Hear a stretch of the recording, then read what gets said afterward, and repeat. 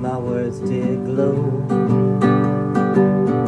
with the gold of sunshine, and my tunes were played on the harp unstrung. Would you hear my voice come through the music? Would you hold it near as if it were your own? It's a hand-me-down. The thoughts are broken, perhaps they're better left unsung. I don't know, don't really care.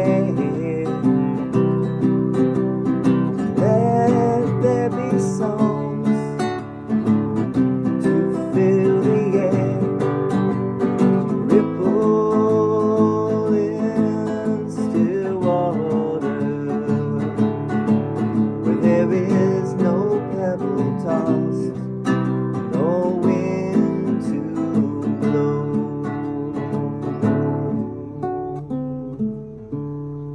Reach out your hand. I'm not going to do the whole song.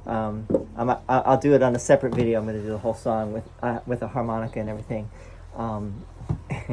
But this video is meant to just talk about the song. One of the great songs of all time. One of the Dead's greatest songs, recorded in the year of my birth, 1970, on American Beauty, which is one of their greatest albums. And the Dead were not known for having great albums. They were more known for their live shows, but Working Man's Dead and American Beauty, which both came out in 1970, are exceptional. They're very high quality recordings, and I think in a way I did another video about the Dead versus the Beatles. I think they learned something from the Beatles, which are the harmonies, right? They brought the harmonies, the vocal harmonies on both those albums. And I think they realized, you got to have the harmonies. It's something that I also would like to bring into the music that I do more, is the vocal harmonies, because I think that was one of the keys to the Beatles. And they had three, great vocalists there together, and so anyway, what I thought we'd do is talk a little bit about. I really want to celebrate this song, and I want to talk about this song as in terms of the spiritual message of it, and how profound it is, and also basically why this song is so cool, and why this song is timeless and is going to live for forever, as far as I'm concerned, and definitely the Deadheads believe that too, but we're all biased. But all right, so I'm reading from a few different sources. I'm gonna start with Wikipedia, but let's just say, before I even read the Wikipedia, this song is the product of Robert Hunter and Jerry Garcia, mainly. The authorship. Robert Hunter came up with the words, came up with the lyrics, gave them to Garcia. Garcia, as he usually did, this is how it worked, right? Hunter would give Garcia the lyrics, and Garcia would then write the song in terms of the chords and the melody, work out the parts. Now, I think there's probably times where Garcia had the song, the chords, and the melody, and he needed the words, and then Hunter provided that. I don't know enough to say which songs. I think The Wheel might have been one song like that, although I could be mistaken. But anyway, Ripple is the sixth song on the Grateful Dead album American Beauty. It was released as the B-side to the single Truckin'. Truckin' is also one of the Dead's biggest songs ever. Obviously, they thought enough of this song that they put it on the B-side of Truckin', which says a lot, right? Robert Hunter wrote the lyrics in 1970. In London, on the same afternoon, he wrote those to Broke Down Palace and To Lay Me Down. And this is in parentheses, reputedly drinking half a bottle of Retsina in the process. And Retsina is like a white wine. I looked it up. So he was getting drunk in the process, and he was probably that was a way to connect with the muse for him. Jerry Garcia wrote the music to accompany Hunter's lyrics, and he was in Canada. Garcia was in Canada when on a train. It was a famous train trip that they took with other musicians, and I think they actually made a documentary about it. So Garcia was in Canada. He wrote the and I don't know how he got I guess Hunter came to Canada and gave him the lyrics, and the song debuted August 18th, 1970 at Fillmore West in San Francisco. Ripple has a similar melody to the gospel hymn Because He Lives, and I looked this up and I listened to it, and it's similar, right? Which was published a year later. So these two songs came out just around the same time, which is very interesting, and I'd love to hear more about that, but the Wikipedia article does not go into that. Did one borrow from the other, or did they come up?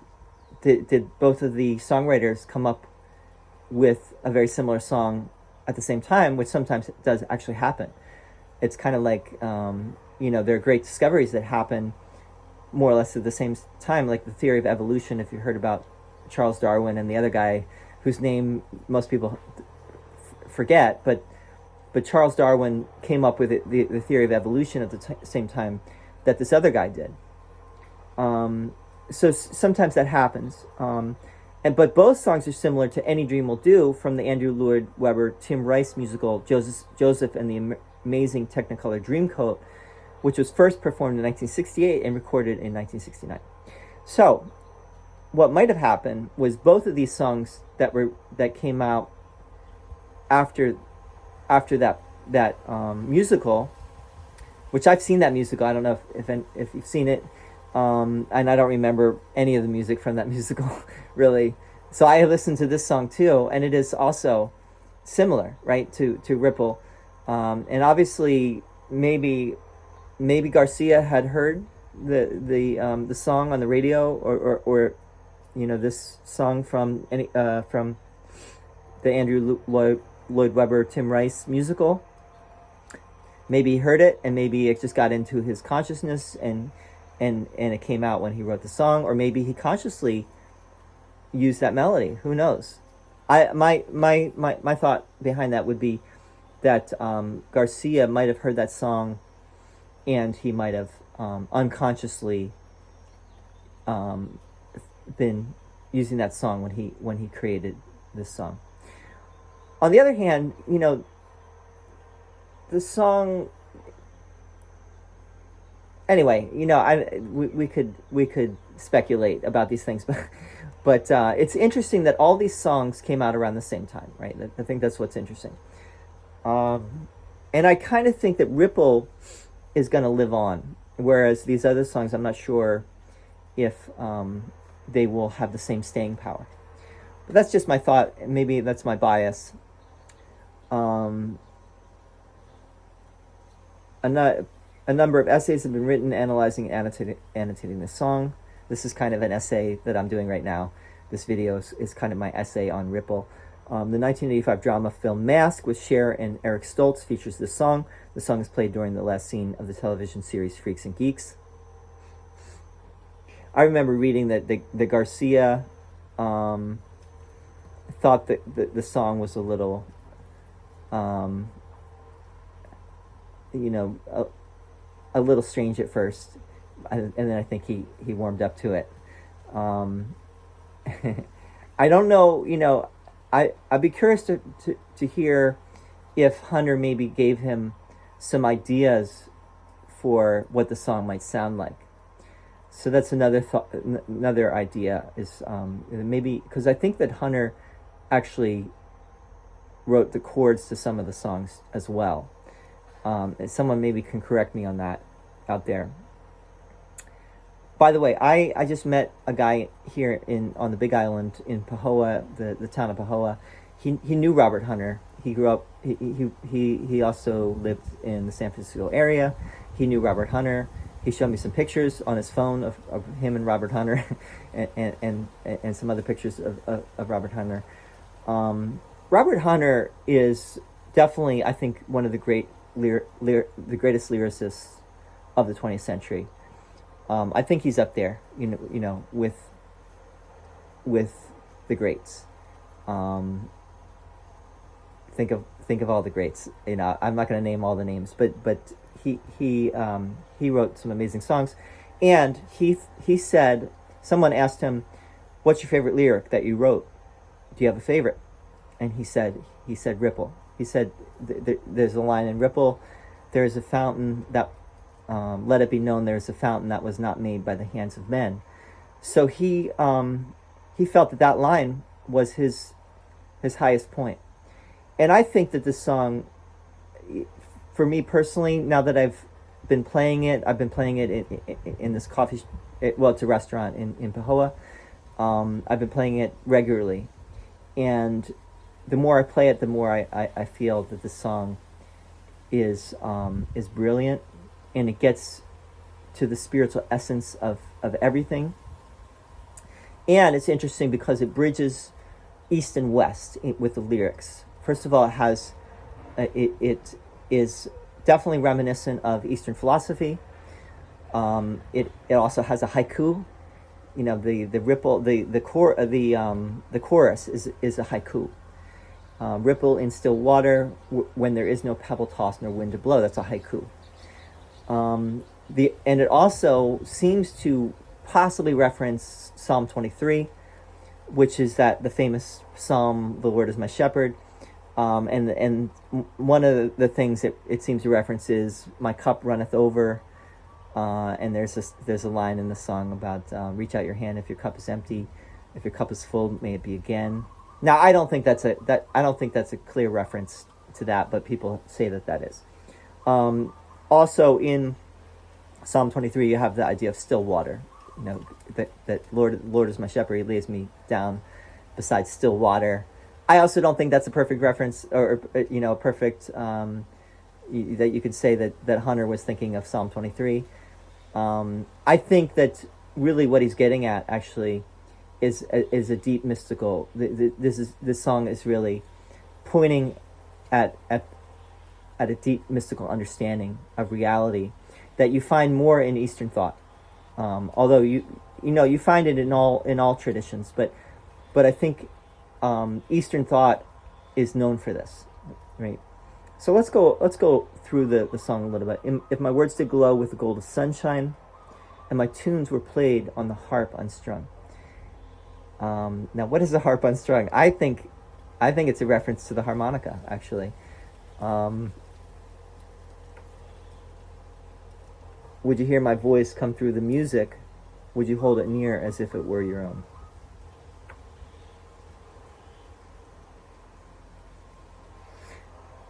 I'm kind of thinking about it right now as because it's a little unclear. It's similar to the Beatles. What would you do if I sang out of tune? Little get by with a little help from my friends. It's kind of saying, would you listen to me? Would you listen to the music if it were perfect? If it were beautiful? Absolutely angelic and then the second verse says it's a hand-me-down, the thoughts are broken. The song's not perfect, right? The song is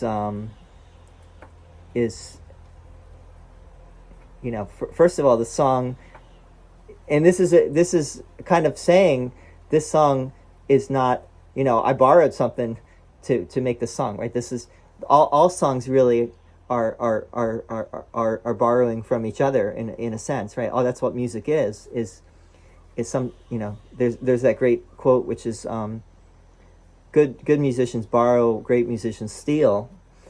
A lot of music that we love was either borrowed or stolen, and classic example, Stairway to Heaven.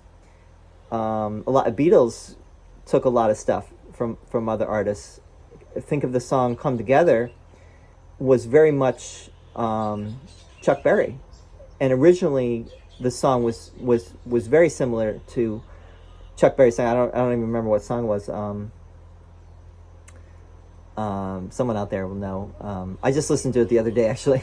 But it's in the song, Chuck Berry's song, he says, "Here come old flat top," which, John Lennon just stole from that song and put it in "Come Together." And apparently, the music was very similar to Chuck Berry's song, and then Paul told John, "No, we can't do that. We're going to get in trouble." So they slowed the song down, but they still got in trouble, actually. I think they got, I don't know if they got sued, but they got asked, maybe they settled out of court or something on that song. Anyway, it wasn't the only song that the Beatles, took from elsewhere. It's a hand-me-down, the thoughts are broken. Perhaps they're better left unsung. I don't know, don't really care. Let there be songs to fill the air. It's not a perfect song. The other line that I want to focus on before we get there: would you hold it near as if it were your own?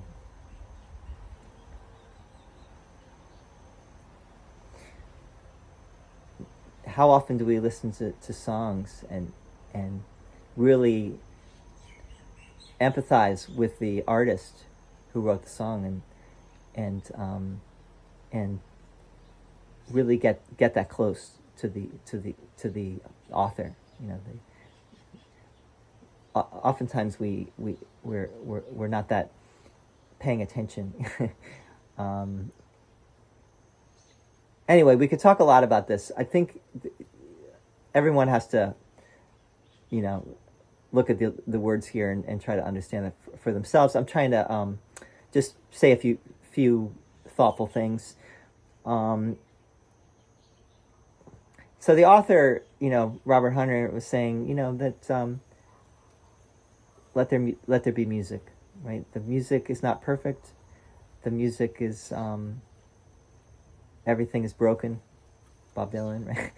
Right. Everything here is broken. The words are coming from elsewhere. It's nothing here is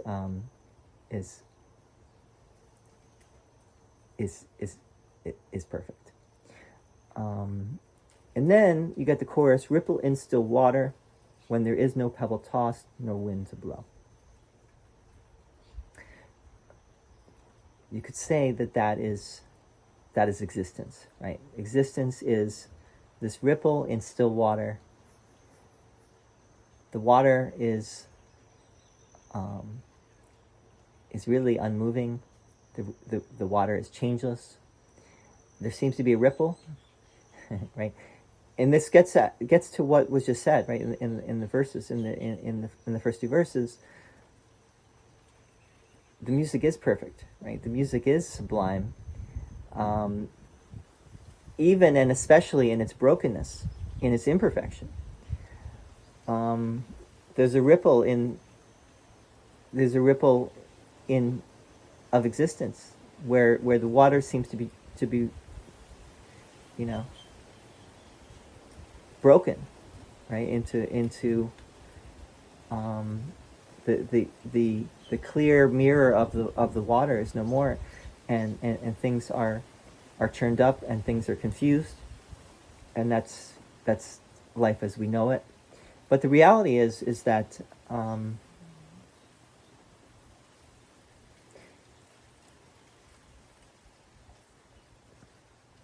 I don't know. I would have to think about this more, because I think that this haiku which is the chorus, is also a paradoxical statement. That there's a ripple in the still water, but there's nothing that created the ripple, right? It's just of itself. The other line that I love, which is not written by Robert Hunter, I don't think. Oh no, maybe it was. It's Box of Rain, which is this is all a dream we dreamed one afternoon long ago.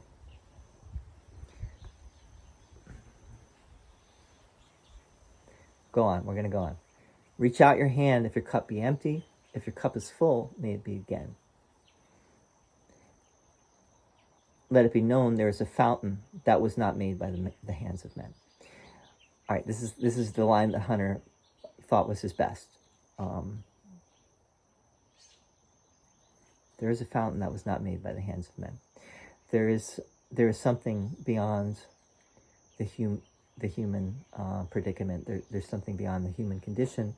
There is an immortality. There is the amrit, the nectar of immortality. If your cup is empty, if you're living in suffering, if you are having a hard time here, may you find that nectar of immortality, and may you find that fountain, right? The fountain of let's not call it the fountain of youth, but the fountain of immortal life, which is beyond suffering, which is beyond fear, which is beyond the human condition. And it's just a statement, let it be known that there is this fountain, right? And let your cup be filled. And I think that's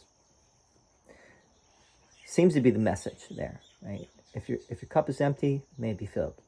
Once again, there is a road, no simple highway, between the dawn and the dark of night. And if you go, no one may follow. That path is for your steps alone. There's a path that each one of us must walk, right? I think that's what this is getting at. It's not a simple path. It's filled with trials and tribulations and all sorts of things. And no one can walk that path. No one can walk that way except us, right? Only we can go. And this is talking about the spiritual journey, the spiritual path, the path to that fountain, right? That will take us to that fountain of immortality. No one can really follow us, and we cannot lead anyone on that path. We must make that journey alone. And that journey is often, and that's not to say that we cannot have help, and associate with others, but ultimately we have to make that journey ourselves. No one can do it for us, and no one can really follow us. Our path is our path alone. Our path is not necessarily going to work. My path is not necessarily going to work for someone else, and I shouldn't think that it will. Right? That's why I can't really be a guru in that sense, because whatever worked for me in my life, whatever has been helping me on my journey, is not necessarily going to help someone else, and someone else's path and someone else's journey is their own, and they have to figure that out on their own. Which is, again, not to say that I can't, say or do things or sing things that might help someone else, and the song definitely has helped many people, obviously, right? But ultimately, the journey that you will take is your own, is unique to you. Ripple in still water, when there is no pebble tossed nor wind to blow. It's kind of getting at the idea that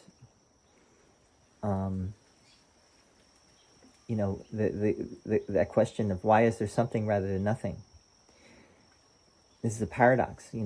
Why is there something rather than nothing? Maybe there really is nothing, and there only seems to be something, which is that ripple, right? That ripple seems to be a thing, but in reality, the wave or the ripple is not any different than the rest of the water, right? And there's stillness. There's that other quote, which is "Still waters run deep," which means that the surface may have a ripple, but the water beneath the ripple is still, is still right there. Right? It hasn't changed. So the ripple on the surface has, seems to be a thing, but underneath, that depth and that stillness is still there. Final verse, and there's only one verse, whereas before there were two verses and then the chorus. Now there's only one verse to end the song, and then the last verse is da da da la da da, and then there's a beautiful chorus at the end. And by the way, the mandolin, this beautiful mandolin that was played by Grisham. What's his name? John Grisham? No. Mixing up people. Anyway, someone out there could tell us too. Actually, let me just check real quick here. Maybe the Spotify has it.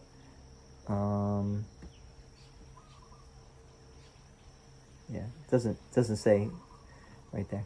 All right.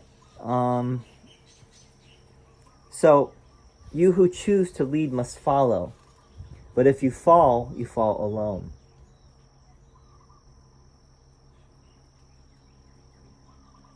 Now, this kind of goes back to the verse before that final chorus, which said, "If you go, no one may follow,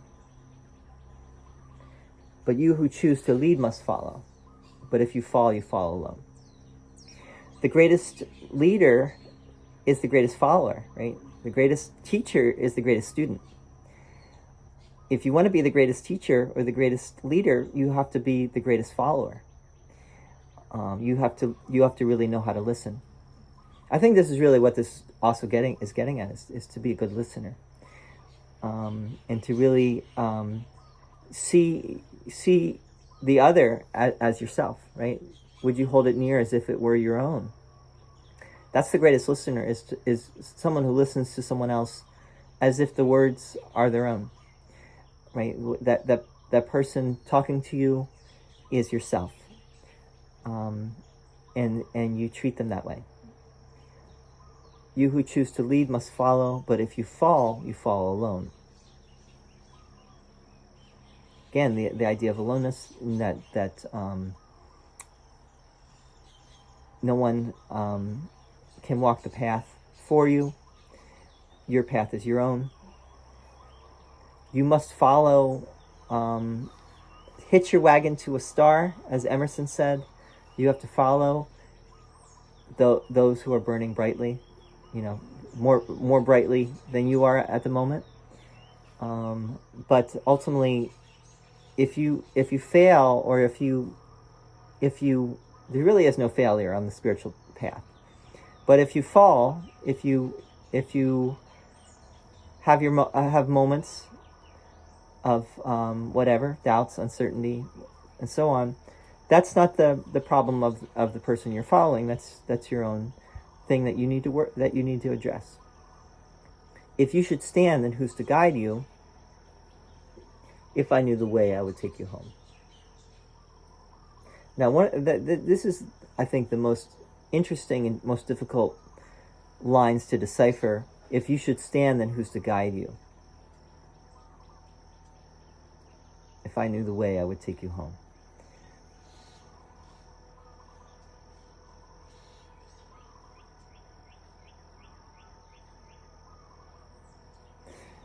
What does that mean? If you should stand, then who's to guide you?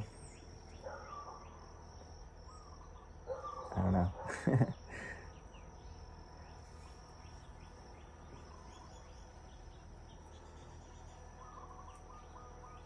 I think it's still getting at that idea of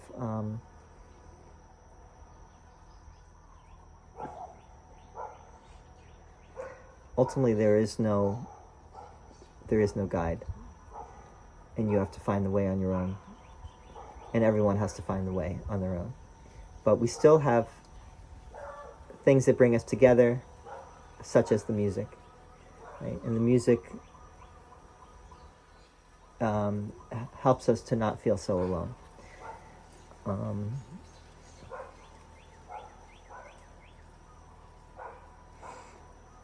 You know, one thing I love about this song, first of all, it transcends genre.